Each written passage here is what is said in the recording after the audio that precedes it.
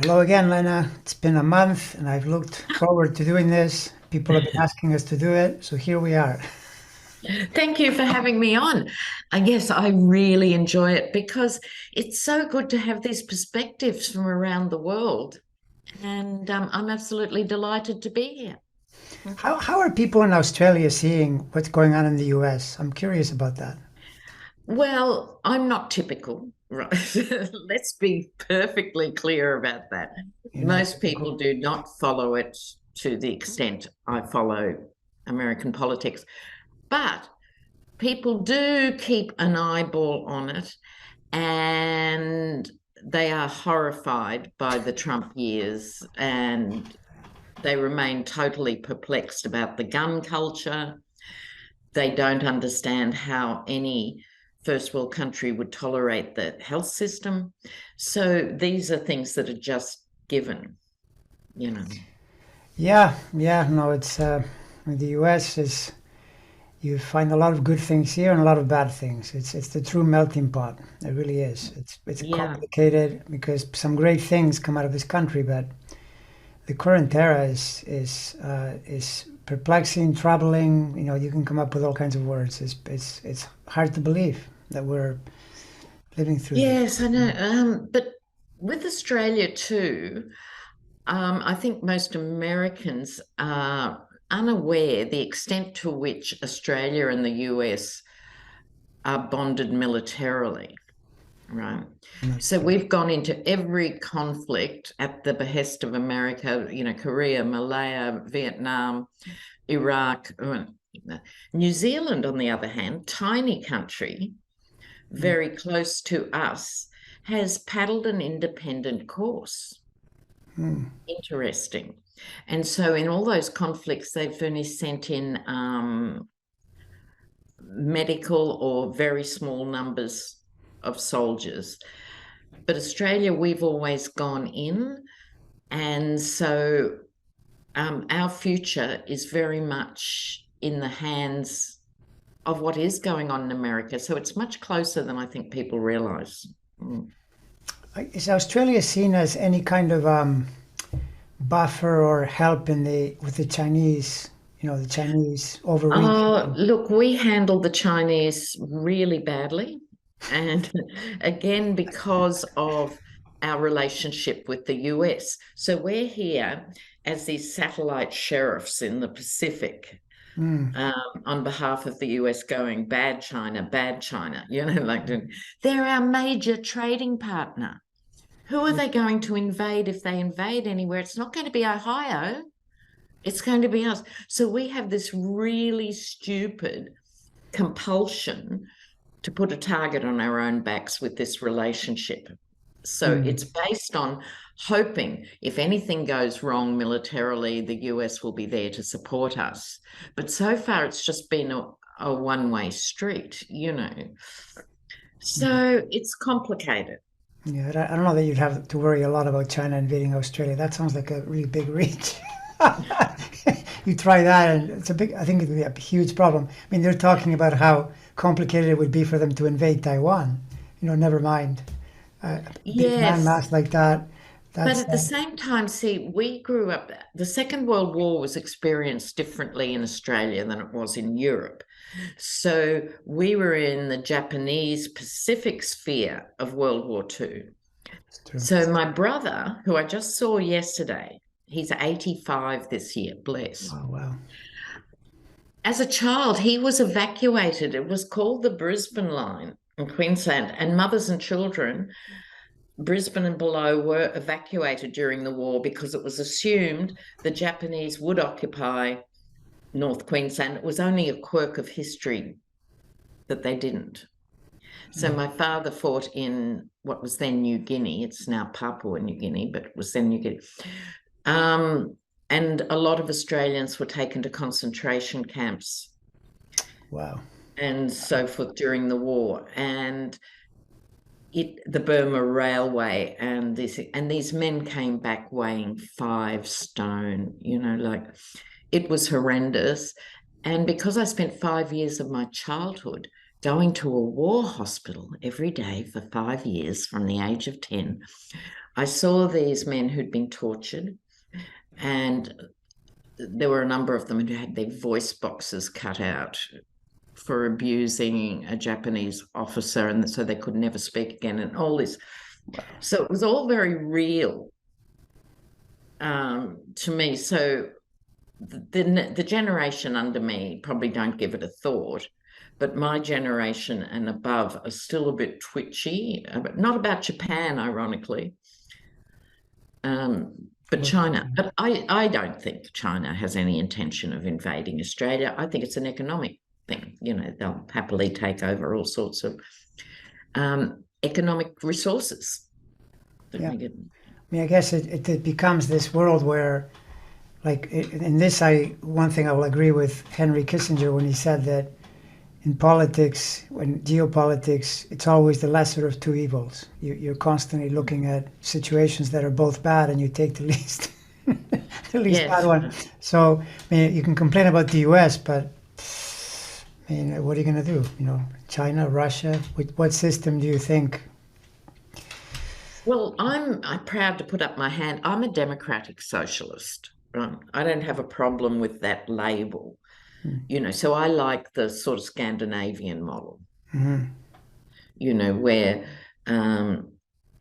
taxation actually translates into high quality infrastructure, roads, etc., education, and health, and still allows people to vote. Their coalitions have to come to an agreement. They're not all of one thing.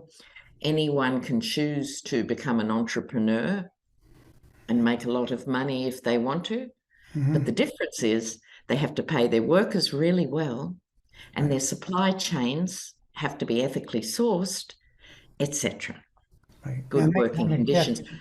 After that, it's profit. I don't have a problem with that. Yeah. My problem is rampant capitalism, not capitalism itself, but it must be regulated because we're living the aftermath over and over of deregulated capitalism. And that leads into dangerous stuff, literally, whether it's train derailments or banks collapsing. Hello. Yeah, it's very true. It's very, very true. And we're definitely living through that here, for sure. For sure. And it feels like, you know, people's memories are so short that they forget the previous decade. Literally, they'll forget something. Oh, they forget half an hour ago. And the Dems are spectacularly bad at putting the story together. So, yes, this week the story is being put together. We need to regulate freight transport or whatever the issue is. But it's simplifying the message, making it relevant to individual people, and keeping it out there. So the collapse of the banks needs to be conveyed to people as their own money at risk. We want to protect your money. You shouldn't have to bail these banks out again. Correct. Yeah, very true. No, I agree with you 100%. And yet, yeah, people just forget. They forget, and they, you know, Trump did this. He's the one that pared back Dodd-Frank, but there were a number of Democrats that were allied with that as well because they were getting paid. I mean, Absolutely. I was always just money. about to say, Yeah. we spend a lot of time criticizing the Yeti, but he didn't invent this bad behavior, this bad corporate behavior. Yeah, so it's really hard to keep it in the front of people's minds. And I don't know how we do this. You know, I wish I had the answer. Yeah. Well, I mean, I do think that on the hopeful side, I'm sensing that more than ever, going back decade by decade, people are more aware. I think people like Trump and the like heighten people's focus. And I noticed that more people are aware because you saw this in the last election. Everyone was worried, oh, there's going to be a big red wave. No, there was no red wave. There's a bigger number that says, no, that doesn't work for us. And so that gives me some hope. That's so important to remind people individually too that there are more sane, decent Americans than these rampant Correct. nutcases. 100%. That's exactly what I said in a recent video. Don't forget that we outnumber these people. Just Yeah. keep showing up. And Oh, don't worry yeah. about, oh, you cheat. Let's look at the votes. Yeah, let's look at them. Let's count them, you know? I mean, Yeah. I sometimes wish that the 2020 election had gotten so horrible that the military would have had to count every single vote one by one. They would have found the result. And then they could have Yeah. said, yep, that's what happened. Because as it Mm-hmm. is, you have some of these, Congress people. Well, we don't really know what happened. I mean, who knows? Maybe there was cheating. There wasn't. They couldn't find them. Mm. So exactly, yeah, that's exactly it. But I feel that at this point, a lot of people are paying attention, and that usually is bad news for fascists because they depend on Yes. disinformation, hiding things. So Mm. hopefully that will help us, as we go Yes.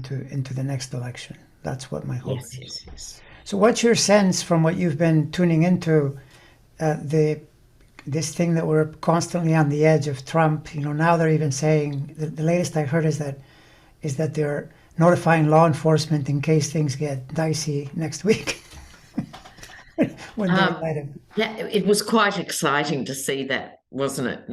Yeah, As an actual news item, how to navigate getting him from wherever he's living at the moment into the courtroom. I think that's a moment of exhilaration, joy, and bliss, like let's hope. So, but where to from there? It's still with Alvin Bragg and all these other things. Will they go that extra yard? I I I I know from his chart. His chart is really in trouble, and Good. in the astrology, when you see certain cycles, they're accountability factors basically. A lot of the things that happen to you because of what you did. It's not complicated. If you haven't robbed Mhm. banks or engaged in racketeering, you're unlikely to be charged with bank robbery or racketeering. It's that Yes. simple. This guy is a machine of criminality. He can't go Mm, a day without thinking up a scheme that is breaking the law. He's lawless. So then mm, eventually the law fights back. And you can't have a working country if the rule of law breaks down. It's that simple. I mean, you can scream and mm. yell about it, but that is what holds a democracy in place. If that breaks down, Absolutely. it can't work. So all I can And you can see with George Santos, the lack of accountability already. He's a younger version true. who's a chameleon, just as Trump used to vote Democrat and couldn't care less about the Republican Party. He's just a chameleon for his own convenience. And you can see it in that next generation of pathological lying if he's not brought up. I know it's like the birds of a feather flock together. I mean, Yeah. that's those adages work because it is true on a energetic level. If the leader is a crook, he's going to attract other crooks. This is basic life, energy. Yes, It yes, happens to people even in their relationships. Where you are, the yes. person reflects you. So it's not a mystery why everybody's become corrupted as a result of having a corrupt leader. Now you're Hmm. living with him, and Yeah. he's, as you can see, extremely difficult to get rid of because it's like he's flipped it around, and now the voters are running it's like the inmates are running the asylum instead of the other way Mm. around. They're having Yes. to, like Fox News, instead of providing the news, they provide what people want to hear as the news, right? It's Mm. that famous Trump base. So, but I think it's including Santos. What do you sense about Santos? Because I think Santos has an expiry date here. I don't think he's going to last too long in the Congress. Yeah, but what I feel with Santos is he'll get his legs smacked over this issue or that issue, but he's not going to be stopped long term. That's why I see him as an acolyte. He'll just reinvent himself in another state, in another scam. That's his shtick, you Yeah. know. Well, you always have to pray with these things that the rule of law doesn't change to make things really hard for you. This happened in the Second World War. There were a lot of fascists and Nazis running around in the U.S., And for a while, they had a lot of standing, people like Lindbergh and a number of other people. Mm. And then when the situation changed, they were completely behind the eight ball. They had to completely realign their ideas because people just rejected everything. And that could easily happen here as well. Because if you keep Yes, playing with and I've fire, been saying this for some time. America's due for the pendulum swing back. It's gone so far into crazy right. yeah, Or what do you think about this? Like, for example, I think DeSantis has less chance on the national stage than if he'd been more yes, moderate in Florida. of course, of He could have course. creamed it. Of course, because the thing is, they're in a sense forced by this base and by a number of other things, like the thing on women's rights. That is a really, really bad topic. You shouldn't touch that with a 10-foot pole. It's too stupid. It's the third rail. Don't do that. Women are more than 50% of the electorate. That's the worst thing to do. So having to defend that means the other, Biden, whoever will attack and say, well, look what you're doing. It's pretty clear. Woke, the term woke has a 56 to 39% approval. How is that going to work? This means that close to 60% of people think it's good to be courteous and be, what so-called woke means. And yet they keep saying woke, woke, woke. How is this a good idea? It's always getting in on the wrong side of the numbers. I don't Yes, see it. and not understanding or translating what these things mean on the ground. So when you're only dealing with like this cattle auction approach to social issues, they're not getting good advice. God knows who they have in their focus groups, But the nation needs to be careful. Like last week, was it South Carolina or something, where 21 lawmakers voted, it got voted down, but voted for the death penalty for women who had an abortion. It didn't even survive a 24-hour news cycle. This is a thing though that I think what's going on here though is, to me it feels like the dying of something, It does, the doesn't end, it? and this always have they're pushing and pushing, and their very action is going to accelerate it. It's going to bring it into the foreground. What they did there with the Supreme Court, what they did with Roe v. Wade, I think will greatly strengthen women's rights as we go into the middle of the decade. That's my feeling, because if you get even a simple majority in Congress and you override the filibuster to say this is what it is, go ahead and change it. You try coming back in and overriding the filibuster to change a law like that. They won't do it because it's so unpopular. So I think it's going to change. That's my feeling. But it takes a while because in politics, where a person would say months, it could be a year or sometimes 5 years, a decade even, before things change. I don't think it'll take that long. I think by the next election, a lot of things, including the gun legislation around Saturn being in Aries, is Oh, Aries that's interesting. Yeah. firearms. And the last time was in the Clinton administration. There were some important bans, and now Saturn is on the return of that. And so Mm. the possibility of that happening, which that for me would be a marker around the idea that Democrats are likely to win the presidency, because I don't think Republicans would do that. It's just not in their DNA Mm. to implement such rules. I wish we could, if we could borrow from Australia two things. I would borrow what you did with guns and what you do with voting. That's Yeah. the true democracy, common sense. Mm. It'd be perfect. It would be such a great way to do learn from other countries. But I would be amazed if we even did a portion of that. It's a slow, maybe because Yeah, it's very slow, and people's irrational defense of guns. But the bigger picture again, 70% in this poll, 80% in this, are quite happy with background checks, safety measures, the banning of assault weapons. So I think it's really important not to take on this. It can never change. It can never change. That's not true. It's simply not true. It can change and must change.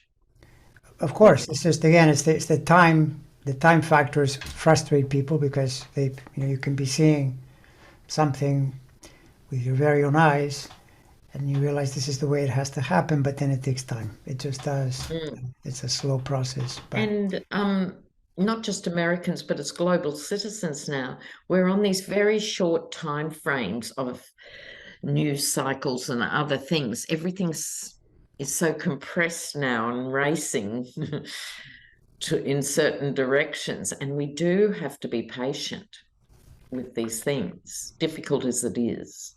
Patience. I mean, in some ways, you could say that it's the media environment itself that brings about the effect, because it's been like this forever. It's just that now people are very aware of what is happening. They're almost too aware, and so then they become ultra focused on something that before would have taken a while, but they just didn't think about it because you would see it in the newspaper every so often. Now you're seeing it all the time. Social media, internet, everything, cable TV. Yeah, it's hard to avoid, even with the, you know, yeah.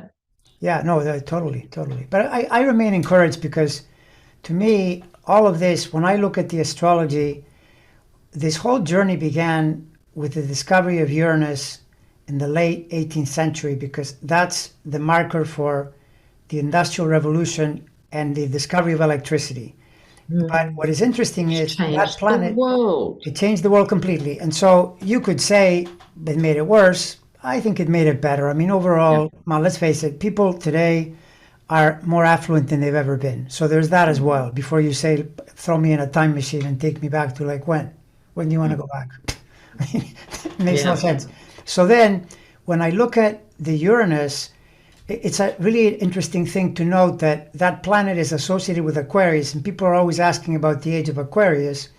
And I think we're in the age of Aquarius, subject to growing within the age of Aquarius, but Aquarius is the sign of the group, but it's also through Uranus the sign of the individual, because Uranus is very individualistic. But if you think about it, democracy is giving power to the people, so you're giving power to the individual within that group, which before they didn't have. It was kings and fascists. And so what happens is you get these periods where that energy rises in order to get further on that road, not to get away from the road and return to monarchies and fascist ideas. It's just that you have to go through the journey, and that's what we're in now, because the Uranus is about to return to the degrees, the sign in degrees where it was discovered. And it does that every 84 years, which correlated with the American Civil War, the Second World War, periods where something has to happen to realign the situation because it's going into a bad place, a chaotic place. I hope it won't be as bad as the Second World War, but you're already starting to see problems. The Ukraine war is one of those problems, I think, where to me it represents the battle. Yes, because even 3 years ago, 2 years ago, no one dreamt there'd be another land war on European soil. We thought we'd seen the last of that, and here comes that tale again. But I've believed since the beginning with the Ukrainian conflict and how astonishing and brave and clear the Ukrainians are. It's a wake-up call for everybody in how they have behaved as a nation. It's been extraordinary. I'm sure there's been incidents, but they've been amazing. And ironically, the superpower of Russia that was looking invincible then could well be wiped off the map itself because of this incursion into Ukraine. So things don't always look like we expect them to look to get to a result that you may see in astrology or whatever. Correct. Yeah, no, correct. And the thing is that as is often true in a person's life, the really big gains are often at a cost. There's a sacrifice. There's something you have to do to get to that point. The challenge is part of the solution. It's the way it is. Life works like that. So yes, it's scary, but what can you do? It's there. It's there. And I think, for example, among other things, it brought NATO together. Now you probably already saw the Orange Menace in his 2024 platform. he's calling for, the undoing of NATO. He's saying that openly. Yes, yes. It's remarkable. It's naked. Yeah. It is absolutely naked. And again, ironically, he'd done quite a bit to weaken NATO Oh, and yes. strengthen Russia. And yet, this thing again has given NATO cohesion, identity, and strength that it was just siphoning away. Different countries were more preoccupied by influx of refugees from other conflicts, etc., etc. And suddenly NATO realized itself that it was important. Right. Yeah. I think that was news, actually, to many participants who were just sort of rolling with the geopolitical norm of being a member of NATO. And suddenly they had to make real decisions and look at what real threats looked like. So it's been amazing for that. Exactly. I mean, nothing like tranks rolling over the border to wake you up. That'll do it. I know. That's I mean, such an obvious thing, and the consequences. People say, well, oh, it's Putin's thing, and it's a territorial dispute. If they win that war, it's not good. That's not a good situation because that sends all kinds of bad signals to China, to Europe itself. It's not a good scene. So Yeah. I think And it's Zelensky was absolutely right when he said it's not about defending Ukraine, it's about defending democracy. correct. And it was a good speech line for sure. Someone would have come up with it at 2 a.m. and they would have all gone, yeah, like Yeah, great line. yeah, But yeah, it's absolutely true. yeah, 100%. It's got to, Ukraine has to prevail. But I've always thought it will. What about you astrologically with Ukraine?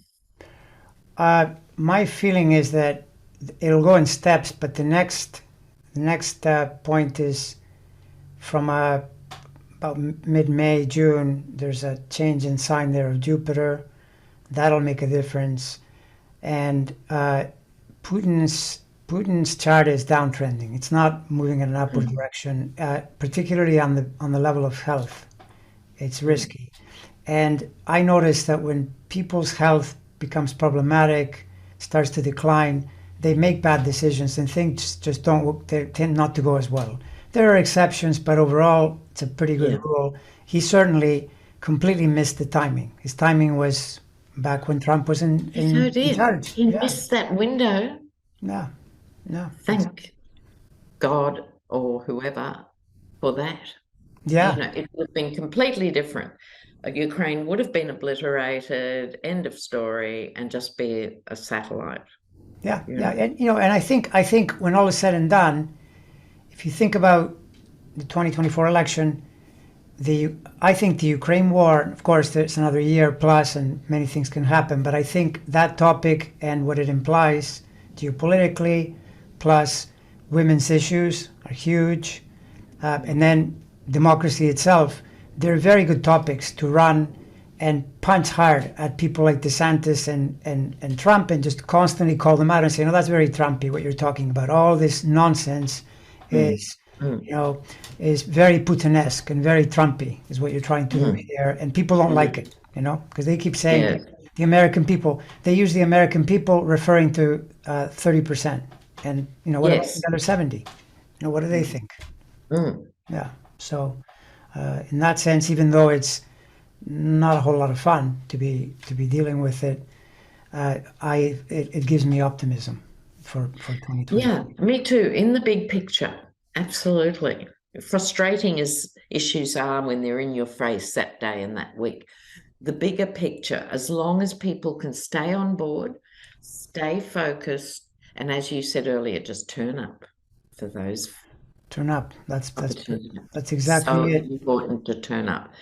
This is not a time to go, oh, well, no, it's really important to use your democratic lever of voting. It's so important. Oh, it's 100%. Yeah, 100%. That's totally true. I mean, I think I've often said this, but just can't get it out of my mind because it's so clear that what we're in today, at least from the U.S. perspective, and the U.S. tends to have a big influence on the world.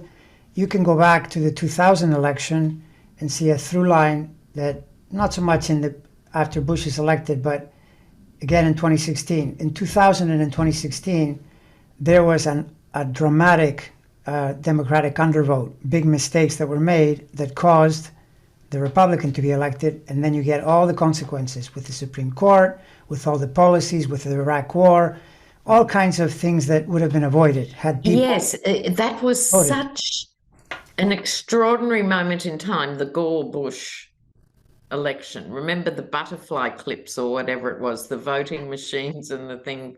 Yeah, yeah. But Yeah, a you remember window in that? history. Do you remember that it was in Florida? Ralph Nader received more than 90,000 votes, and then they were arguing about 500 votes, and those votes would have been all for Gore, and that election would have been Democratic.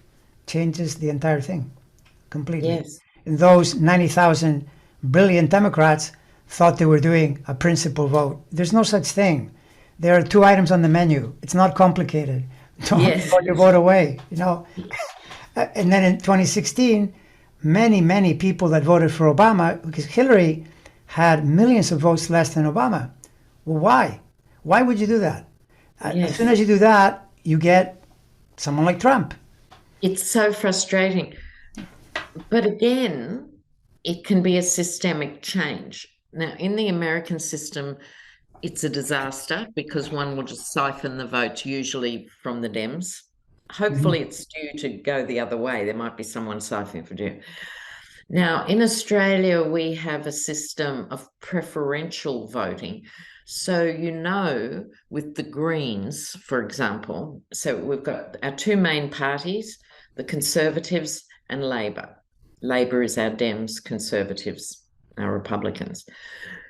The Greens, who can vote to, Labor is more likely to do green things. Right.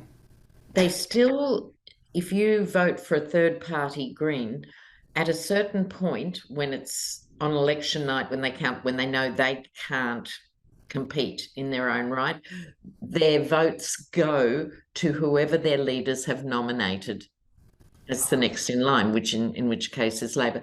So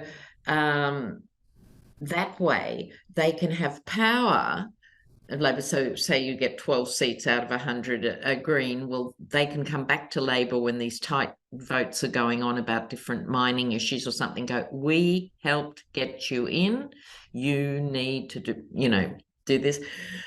Not a perfect system, but it's better than a simple 3-way split that just... Yes, I agree. That's another thing we could take from Australia. That's the... it's been experimented with a little bit. They call it ranked voting. The idea that you put one. Yeah, we call it preferential voting. Yeah. So you rank all the parties in the order you would prefer. So it gives some wriggle room. Right. Or you can do it straight up. That's the other thing. You're given a leaflet. You can do the simple version, which is tick, tick, tick, or what we call the tablecloth, which has everybody in every seat in the whole country, and you can go through one by one if you wish. But your party of preference will give you the pamphlet on the day just going, look, if you want this, just vote like this. Ding, ding, ding. So you don't have to think. Right?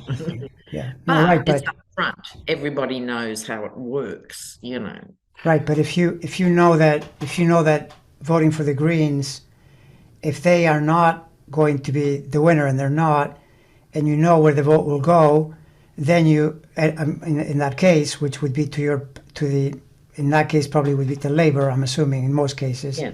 So then you're not worried that, okay, I'm voting on principle, but I'm not going to take away the victory from the party that I prefer. Right? Exactly. And that is so important.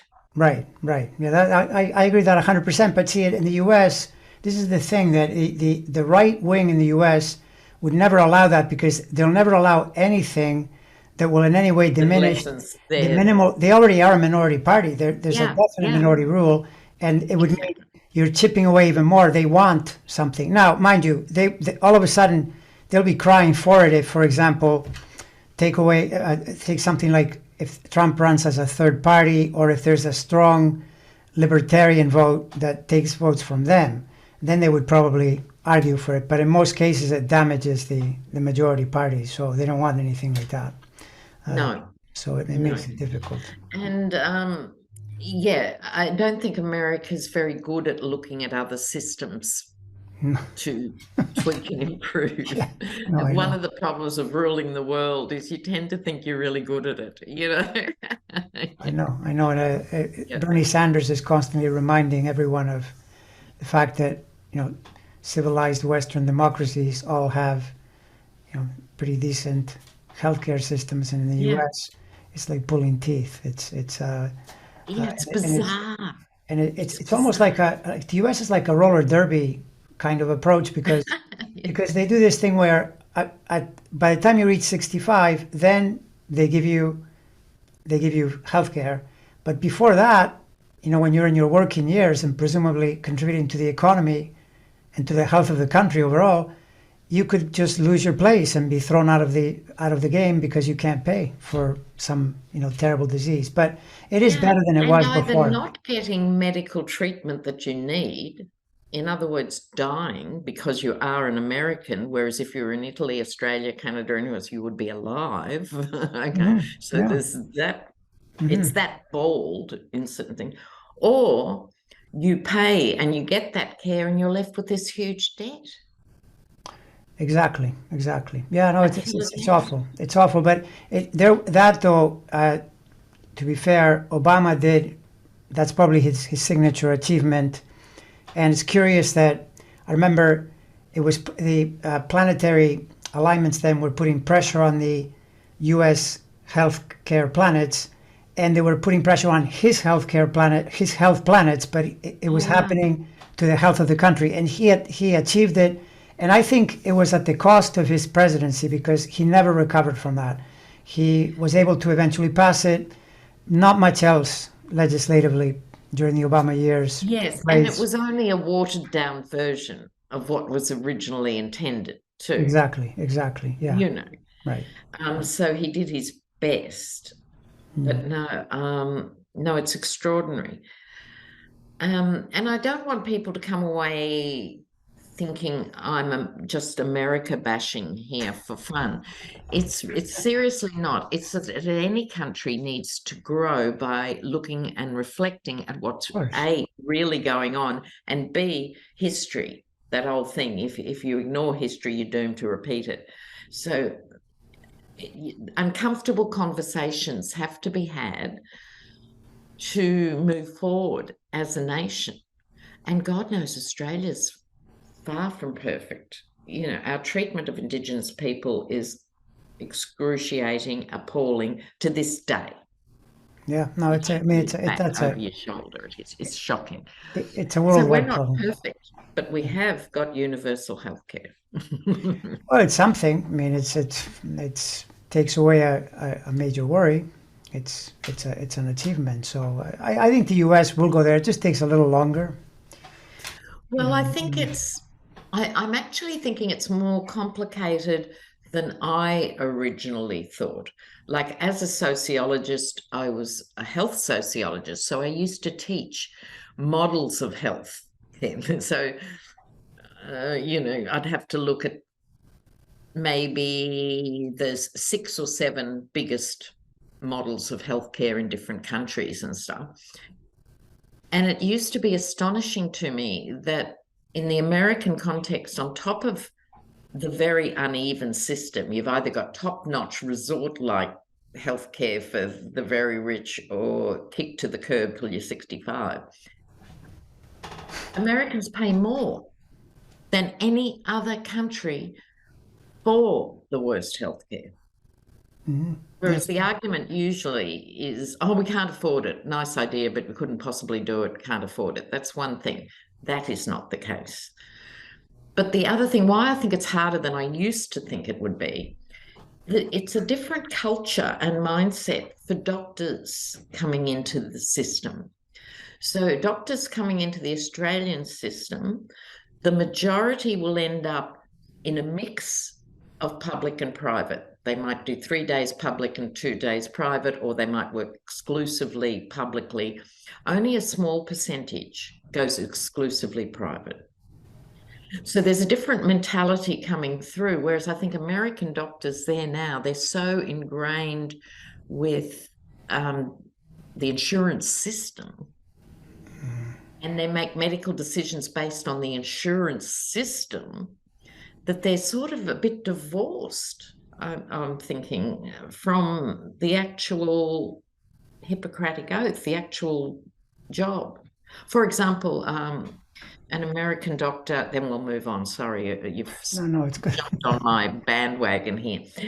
An American doctor said to me, I only work in emergency because it's the only place you don't get asked, the patient doesn't get asked for their insurance. And he said, I'm sick of trauma and emergency doctoring, but I can't happily be anywhere else in the system. And that really crystallized it for me. I thought, oh my God, you'd have to challenge the whole big pharma, the whole culture of medicine, as well as the people on the ground. Yeah, no, it's insanely complicated, and this is the problem that you'll see, public figures out there. Russell Brand is famous for doing this. He just throws a lot of ideology, which begins to sound like you need a revolution, and because the whole thing is corrupt and everything is bad. Well, that may be, but unless you plan to start shooting at each other, then you often do incremental changes. Maybe you make one big change, then you make another one. It's difficult because if you, for instance, go in and make a big change and then affect the lives of doctors, that'll have consequences, or it could be the people that are working as administrators in the health industry. It's very, very tricky, to do something that will improve things rapidly and massively, all at once. It's not easy. So that's part of the reason why a country with like this, with 350 million people, all kinds of complexities, things take time, they do. But as long as you at least have, at the moment, as far as I understand, you can get healthcare that at least will cover you for extreme cases, for extreme circumstances like cancer and that kind of thing, if you pay your premiums, which is something, even though... but I'm quite shocked at what those premiums are. No, they're high. They are. Yeah, it's true. You can go from if you are paying your own premiums, you can go from whatever you pay, you'll go down to about less than 20% when you move to Medicare. It drops your premium. You were paying $10, you're down to $2 for the and with better healthcare at the point. Yeah. So it's pretty remarkable. And not only that, pretty much everything has co-pays, and you're paying a premium, but it's not really covering anything. It only covers if you get extremely sick. And that's what I'm saying, that at least for people that before had nothing, now wouldn't have to, as I don't know if you recall, wouldn't have to sell their stuff as there was a Republican House member in the Obama years. Can't think of his name now, but he was actually thrown out of his seat by essentially we were MAGA people already early on who thought he was too liberal, and yet this guy was really conservative. And at one point he was asked in a town hall, focus group thing, well, what do you do if you get really sick? And he said, well, then you sell your stuff. Yeah, like thought, that's a normal response. Are you kidding? To being ill. Are you kidding? Come on, seriously. I know, and that's the biggest distinction I think between America and the rest of the civilized world is the attitude to it is so entrenched.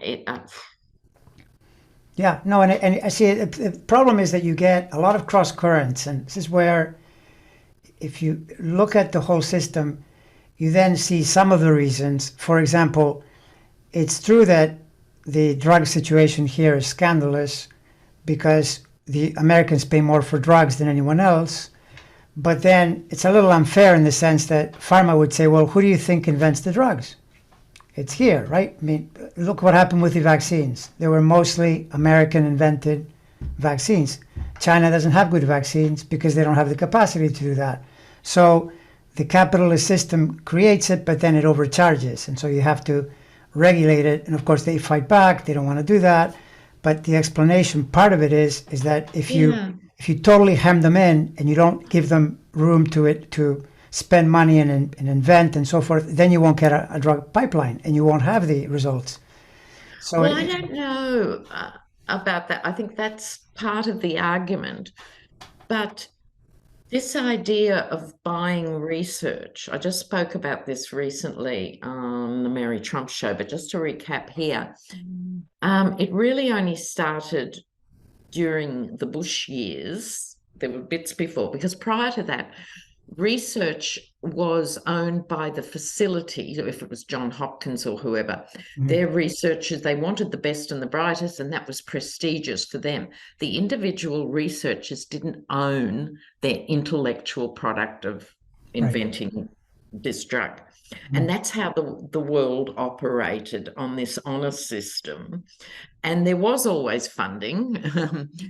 The thing. So what happened then during the Bush years, these right-wing think tanks started to undermine this notion of pure research. So then you could buy research that said Coca-Cola's, so forth, right? And then people owned, and it happened with Craig Ventnor with the human genome.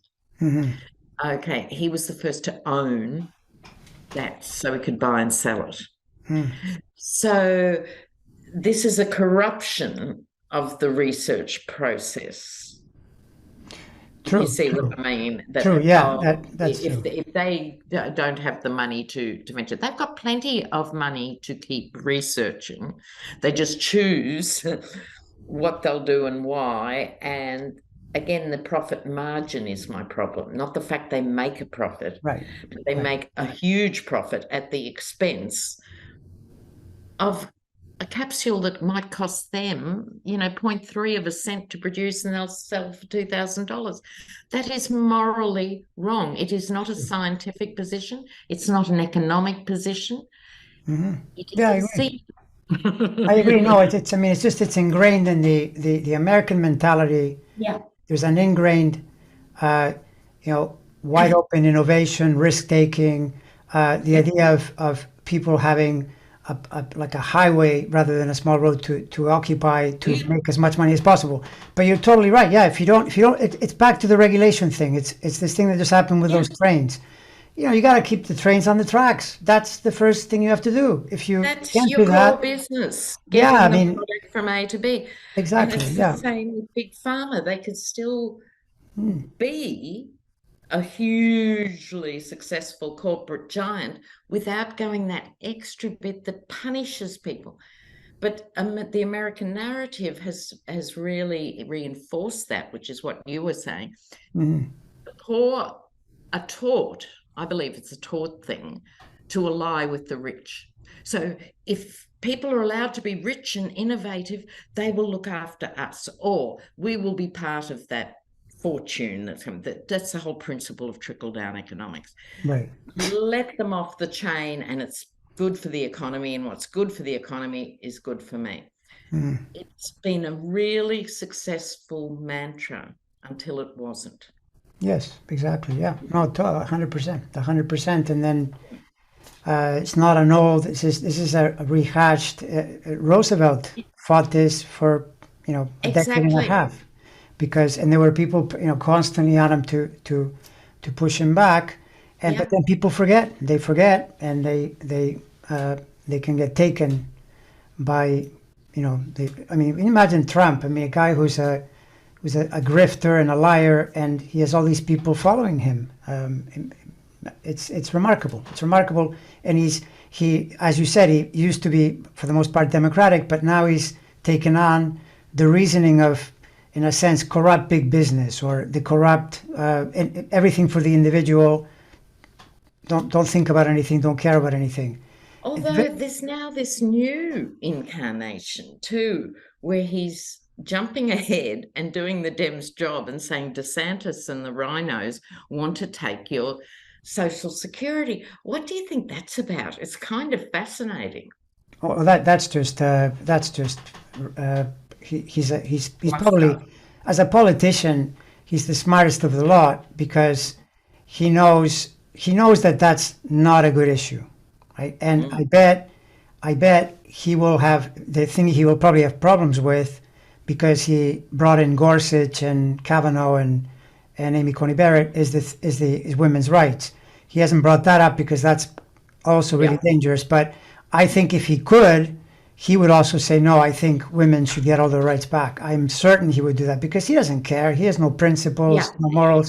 Yeah. So He he doesn't care about any of it. exactly. So he's doing pure politics, and he knows that Social Security and Medicare is a third rail that is extremely dangerous. And so you have Nikki Haley, who came out and said, well, we should start thinking about uh, changing Social Security so we can benefit people in the year 2065, which is true, except that it doesn't sell well, and Trump knows that. No. But by the way, that's another issue right there too. That it is known that Medicare and Social Security, because of the huge influx of boomers moving into the system, will go bankrupt in not too long from now. So the parties will have to come together and figure out how to solve the problem, or the country will become insolvent. So it'll mean that. Or they'll have to tax the ultra rich. Well, I mean, yeah, in it's part, like that's never on the table. It's like sure, yeah. doom and gloom. Look, It's true, no, but I've read studies that show even if you tax really heavily, it's still not enough. You'll probably have to get maybe okay. some raising of the retirement age. Look what's happening in France. There's a certain point where Yeah, and the we've had it system here. buckles. We've had it here. It went up just before my birthday I've seen it go up from 60 to 65 to 66 and a half for me. Okay, this is the economic response to that. The real answer to the problem, which is the shape that there's more older people there and younger ones aren't having children, is immigration. Of course, right, exactly. This is why the actual economic answer Exactly, to this, yeah. though, you Yeah. need young, healthy migrants who are coming to give their entire all to the country for 40 years to pay for that. Exactly. But no one, Labor's bad at it here, at making that argument. The Dems are hopeless at making that argument. That's why we need more immigrants. It's true, and it's 100% true. And some pundits say it. The ex-Republican Joe Scarborough, he repeats over and over how Reagan, as he was leaving, he stated in speeches how critical immigration was to the U.S. experiment, how important it is. Ironic, isn't it? We're in this period where it's coming from the right. Everything is, they want to go to less than zero, or as General Kelly put it, I would like to see between 0 and 1 be allowed across the border. Insanity, Yeah. complete No, insanity. it's just nutty. So, what's as a final thoughts on something important that you've picked up around any of this that you sense is possibly developing in the next little while? There are shifts, I think, happening. But for me, I'll be traveling in the next 2 months, and that's always good for me for recalibrating my brain. You know how it is. Our work is quite isolated in lots of ways, which is why it's great having these conversations and connecting with our viewers and all of that. But talk to me in a couple of months because in the meantime, I'm going to Buenos Aires. Oh, nice. Buenos Aires. Very cool. So I'm going to New York and other places, but it'll be interesting to get the Latin American vibe too. So I'm looking forward to that. Oh, well, I'll look forward to our next one. Then we'll be able to meet in a couple of months because a month from now you're away. I take it. Yes, although you never know, we might be able to do it from Buenos Aires. Oh yeah, that would be fun. That's right. Excellent. All right, it's been a pleasure, and I look forward to the next one. And happy, safe travels to you. And thanks for the work that you do.